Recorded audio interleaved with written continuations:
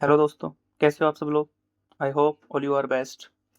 तो आज मैं आपको ये बताऊँगा कि एसएससी सीपीओ जो टियर 2 का मेंस का इंग्लिश का पेपर होता है, उसकी स्ट्रेटजी क्या रहनी चाहिए और उसमें अच्छा से अच्छा स्कोर 180 से प्लस कैसे करें? तो आप अब ये देख लीजिए कि बहुत से बच्चे मुझसे पूछ रहे थे कि मुझे एक बार इंग्लिश की स्ट्रेटजी बता दो, कैसे अटेम्प्ट करते हैं, कितना सेफ स्कोर रहता है, सब कुछ। एक बार स्ट्रेटजी पूरी प्रॉपर वे में बता दीजिए, एक पर्सनल वीडियो बना दीजिए उस पे। तो मैं आज आपके लिए यही वीडियो लेके आ गया हूँ। तो देखो, ये एसएससी सीपीओ का टेस्ट नंबर 1 जो है, इसमें मेरा स्कोर रहा था 156 आउट ऑफ 200।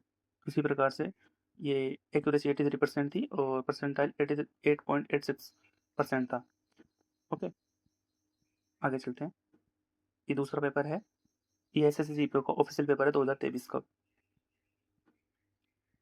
इसमें 176.75 मार्क्स है मेरे और 10वें नंबर के रैंक है। परसेंटाइल 98.7% है। एक्यूरेसी 91.42% है। ये एसएससी सीपीओ का टीयर 2 का पेपर है, प्रीवियस ईयर है ये भी। इसमें 186.25 नंबर फिर से है मेरे और परसेंटाइल आई है 98.92% और एक्यूरेसी है 94.5%। ये भी एक और पेपर है, एसएससी सीपीओ का ही है और प्रीवियस ईयर का है। इसमें 193.75 नंबर है मेरे, 99.99 परसेंटाइल है और एक्यूरेसी 97.5% है। इसमें सेकंड नंबर की रैंक थी मेरी।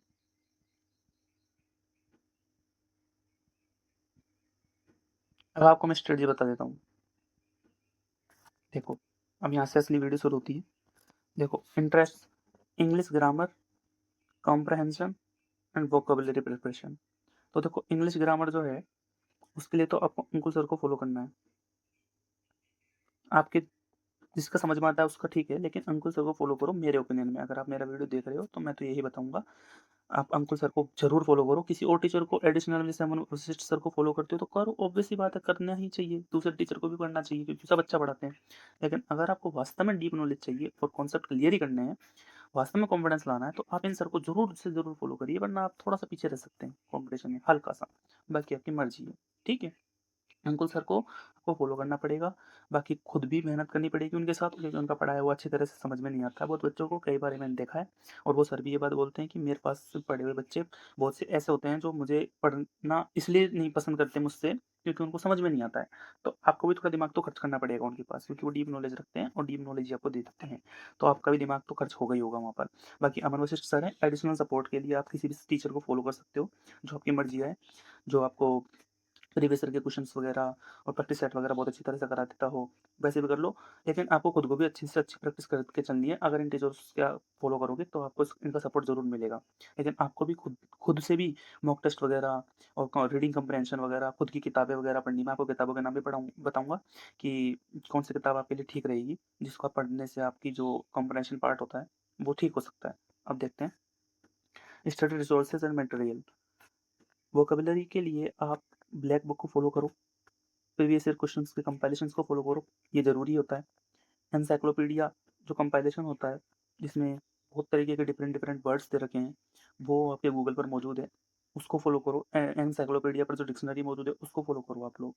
और जो ब्लैक बुक होती है उसको तो मस्ट है, क्योंकि उसमें तो प्रीवियस ईयर सारी चीज़ें दे रखी हैं और एक्स्ट्रा में भी आपको ज़्यादा इन्फॉर्मेशन काफ़ी मिल जाएगी। वन वर्ड सब्स्टिट्यूशन और सिनोनिम, एंटोनिम, ये सारे सब कुछ इसमें, इडियम फ्रेजेस, इसमें आपको ब्लैक बुक में लगभग सब कुछ मिल जाएगा। इसको आप डेली इसकी डेली पढ़ना शुरू कर दीजिएगा। अगर आप नहीं पढ़ते हो तो आप पीछे रह जाओगे।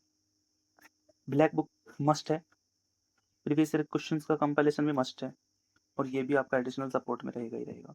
मैं आपको एक बात फिर से बता दूं कि जो वोकेबलरी होती है उसके लिए आपको मल्टी सोर्स अप्रोच अपनानी पड़ेगी। ऐसा नहीं है कि आप ब्लैक बुक को, प्रीवियस ईयर क्वेश्चंस के कंपाइलेशन को, एनसाइक्लोपीडिया के कंपाइलेशन को पढ़ लोगे तो आपका सब कुछ ही क्लियर हो जाएगा। आपके एग्जाम में वही क्वेश्चन आएगा वोकेबलरी का जो आपने इनमें से पढ़ा। ऐसा नहीं है, आपको मल्टी सोर्स अप्रोच अपनानी ही पड़ेगी। डिफरेंट डिफरेंट सोर्सेज से आपको वोकेबलरी का जो कंपाइलेशन है वो आपको यूज करना पड़ेगा। क्योंकि आप एक वर्ड लेते हो, जैसे आपने कोई वर्ड लिया पहला नंबर का, उसके आप 5 तो सिनोनिम्स और 5 ही एंटोनिम्स। ये 5 सिनोनिम, 5 एंटोनिम उसी वर्ड के, इस अकेले वर्ड के ये 5 सिनोनिम और 5 एंटोनिम आपको याद तो करने ही करने हैं। नहीं है कहीं लिखे हुए, आप गूगल करिए, कुछ भी करिए, लेकिन आपको इन पर तो फोकस करना ही पड़ेगा। आपके 5 वर्ड यहाँ से एक्स्ट्रा क्लियर होंगे और 5 वर्ड यहाँ से एक्स्ट्रा क्लियर होंगे जो आपको इससे रिलेट करके दिखाएंगे। समझ रहे हो आप बात? इससे आपका जो कंपाइलेशन तैयार होगा ना वोकैब का, ये अनबीटेबल है, इसे कोई बीट नहीं कर सकता। इसके बाद आपका जो वोकैबुलरी का कॉन्फिडेंस है वो बहुत हाई हो जाएगा। कुछ बच्चे मैंने देखे हैं जो क्या करते हैं, वोकैबुलरी में एक वर्ड लिख लिया, उसका एक ही सिनोनिम याद कर लिया, फिर दूसरे वर्ड पे चले गए, फिर उसका एक सिनोनिम याद कर लिया, फिर तीसरे वर्ड पे चले गए, फिर उसका एक सिनोनिम याद कर लिया, फिर चौथे वर्ड पे चले गए, फिर उसका एक सिनोनिम याद, फिर एक एंटोनिम याद कर लिया। नहीं, 5 5 5 ज़्यादा कर सकते हो आप चाहो तो, लेकिन 5 5 तो मिनिमम है। 5 5 5 5। लेकिन कुछ वर्ड्स होते हैं जो जैसे नाउन वगैरह होते हैं, जैसे मटेरियल वगैरह का, जैसे ये वाला वर्ड ले लो मटेरियल, अब हो सकता है आपको इसके 5 सिनोनिम ना मिले, तो कोई बात नहीं। लेकिन कुछ ज़्यादातर जो वर्ड्स होते हैं उनके 5-5 सिनोनिम और एंटोनिम आपको मिल जाते हैं, तो आप उन पे फ़ोकस करिए, उनको ज़रूरी है करना। क्योंकि उससे आपका कंपाइलेशन तैयार होता है, एक वर्ड से आपको 10 वर्ड एक्स्ट्रा सीखने को मिलेंगे और उसका आपको रिलेशन पता होगा कि ये सारे वर्ड्स इससे कैसे रिलेटेड हैं, जिससे वो कभी भी आपके एग्जाम में आएंगे तो आप उसको रिलेट कर पाओगे कॉमन वर्ड से। उसके बाद आपको बहुत हेल्प मिलेगी कि सिनोनिम एंटोनिम कैसे मैं एलिमिनेशन कर दूँ उसका। एक और बात, जब आप किसी वर्ड का सिनोनिम ढूंढ रहे होते हो तो पहला, दूसरा, तीसरा और चौथा, इन ऑप्शंस में क्या होता है कि जो पहला वर्ड है वो इसी का सिनोनिम होता है, बाकी जो दूसरा वर्ड है ये इसका एंटोनिम होता है, तीसरा वर्ड भी इसका एंटोनिम होता है, चौथा वर्ड भी इसका एंटोनिम होता है। अगर आपको ये सारी बातें पता हैं तो आप इनको एलिमिनेशन से हटा दोगे, भले ही आपको इसका सिनोनिम ना आता हो, लेकिन आप फिर भी इन तीनों ऑप्शंस को आप बाहर कर दोगे और उसके बाद आपको ये पता रहेगा कि ये वाला इसका आंसर है, भले ही मुझे इसका मतलब ना पता हो। देखो, अगर ये तीनों वर्ड पढ़ने में भी आपको सिमिलर लग रहे हैं तो ये तीनों आप हटा दो, बचा हुआ ऑप्शन आंसर होगा। बहुत बार ये एलिमिनेशन मेथड जो है ये सिनोनिम और एंटोनिम को कवर करने में काम में आ जाता है। यही अप्रोच होती है, हर बार तो ऐसा नहीं होगा और ज़्यादातर ये ऐसे सेट करता है, देख लेना आप मॉक टेस्ट में, यही जो स्ट्रेटजी है वो एग्जामिनर सेट करता है सिनोनिम एंटोनिम्स के लिए। उसको ये देखना होता है कि इसको कितने ज़्यादा सिमिलर वर्ड्स की पहचान पता है, बाकी उसका ये उद्देश्य नहीं होता कि ये वाला जो वर्ड है आपको पर्टिकुलरली आता है नहीं आता है। समझ रहे हो आप? ये है। आगे चलते हैं। देखो, रेफरेंस बुक्स के नाम मैंने दे रखे हैं, high English grammar and composition written by Wren and Martin. ये वाली जो बुक है इसको आप जरूर पढ़ना, गूगल से आप इसकी पीडीएफ डाउनलोड करना, ऐसे कैसे इसका नाम टाइप करना और आगे पीडीएफ डाउनलोड लिख देना, पहले नंबर की जो वेबसाइट आएगी उससे इसको डाउनलोड कर लेना। उसके बाद क्या होगा, इसमें आपको बहुत सारे तो ग्रामर के कंपाइलेशन मिलेंगे विद एग्जाम्पल, जिस हिसाब से अंकुल सर आपको पढ़ाएंगे ना, ये सर भी इसी बुक का रेफरेंस देंगे आपको। ठीक है, तो आप पहले से इसको पढ़ के जाना। जब आप इसको पढ़ते हो तो आपको इसमें से ग्रामर भी क्लियर होती है, इसमें कंपोजिशन पार्ट भी लिखा हुआ है, बहुत अच्छी तरह से कंपाइल किया हुआ है, सच बता रहा हूँ आपको, बहुत बहुत बहुत अच्छी तरह से कंपाइलेशन किया हुआ है रेनन मार्टिसन ने इस बुक में। आपको इसको जरूर पढ़ना है, इसको डेली पढ़ना है, इसके कंपोजिशन पार्ट में आपको कंप्रहेंशन बहुत अच्छे से क्लियर मिलेगा, बहुत ज़्यादा मटेरियल है इसमें, आप इसको जरूर पढ़िएगा। ठीक है, अगली जो बुक है वो है इंग्लिश ग्रामर इन यूज़, रेम रेमंड मर्फी, ये इनके लेखक है रेमंड मर्फी, ये मैंने डाउनलोड करी थी।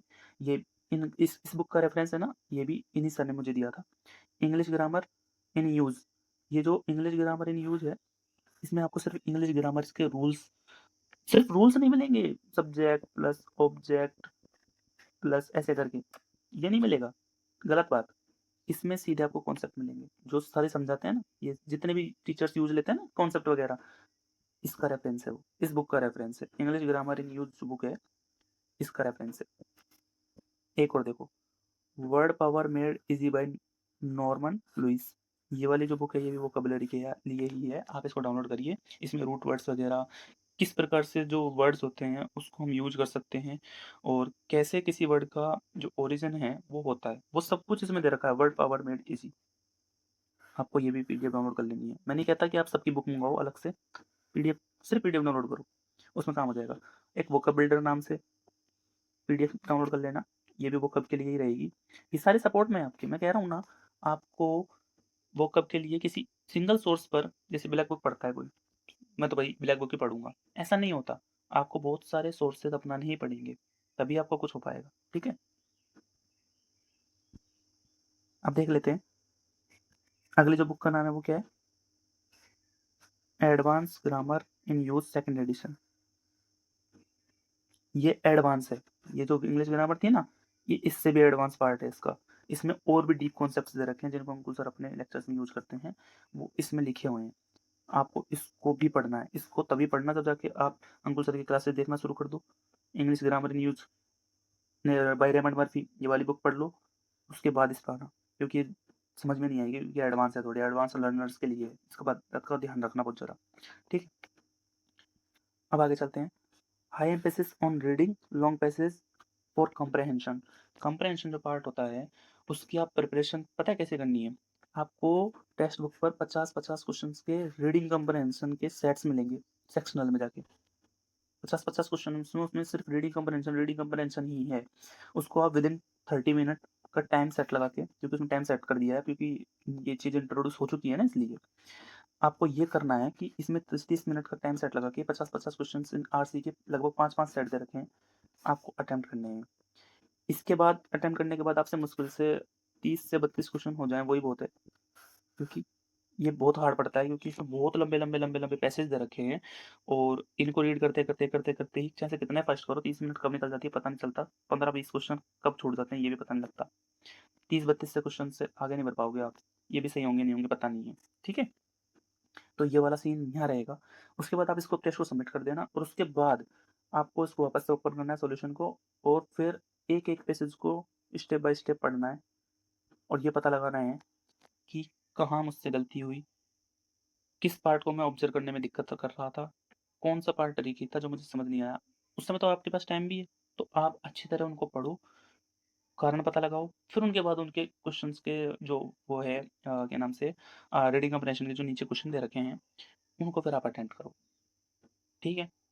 ये रीडिंग कम्प्रहेंशन के लिए आपको लंबे-लंबे जो पैसेज दे रखे हैं सेक्शनल वाले पार्ट में टेक्स्ट बुक के, इनको अटेम्प्ट करना बहुत ज़्यादा ज़रूरी है। इनके बिना काम नहीं बनेगा, ठीक है? इससे आपकी एक्यूरेसी भी मेंटेन होगी और आप अपना कॉन्फिडेंस भी बिल्ड अप कर पाएँगे रीडिंग कम्प्रहेंशन पार्ट में, ठीक है? Multi source approach for vocabulary ये तो मैंने बता ही दिया। अब देखो लास्ट में एक बात बता देता हूँ आपको मैं कि आने वाले वीडियोज़ में मैं कुछ पीक्यूआरएस कैसे डील करते हैं, कैसे अप्रोच करते हैं, सही कैसे करें इनको बिल्कुल, ये भी मैं आपको बताऊँगा।